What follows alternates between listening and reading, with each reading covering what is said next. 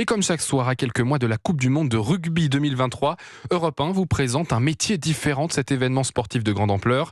Aujourd'hui, place au métier d'agent de sécurité. Louis Salé a rencontré des futurs employés lors d'une journée de formation accélérée organisée à Versailles, en région parisienne, dans les locaux de l'école européenne de la sécurité privée. Des étudiants en particulier y participent. Reportage. Allô le SAMU, je suis en présence d'une victime qui ne ventile pas. Les mains posées sur le mannequin, à genoux sur le parquet, Aloïs, 18 ans, effectue les gestes de premier secours en écoutant les consignes du formateur. On allume d'abord le défibrillateur pour qu'il fasse son cycle de démarrage.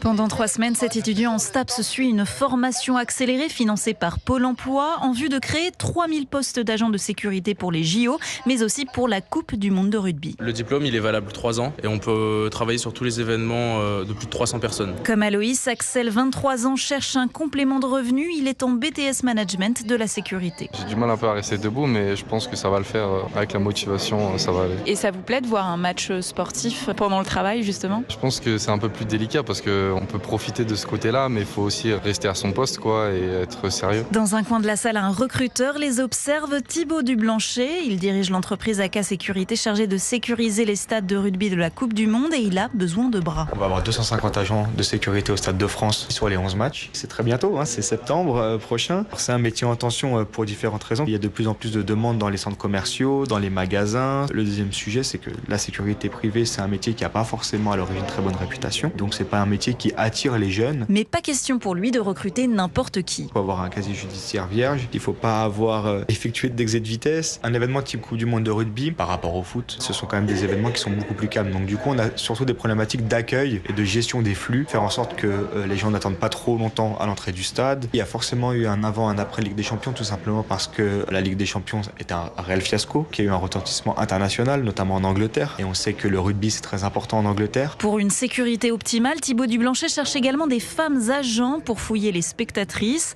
Avis, justement, suit la formation versaillaise et se moque bien des stéréotypes qui collent à la peau de ce métier. On n'a pas besoin d'être baraqué, avoir des muscles. On travaille avec l'humain. Et l'humain, il marche avec son cerveau. C'est le cerveau qui commande son corps. Si on appréhende avec les yeux, on observe bien, on peut encadrer les choses bien avant que les problèmes arrivent. Les gens, ils ont tendance à oublier qu'un agent de sécurité, c'est d'abord le cerveau avant le physique, en fait. La profession est aujourd'hui féminisée à hauteur de 15%. Un reportage Europe 1 de Louis Salé.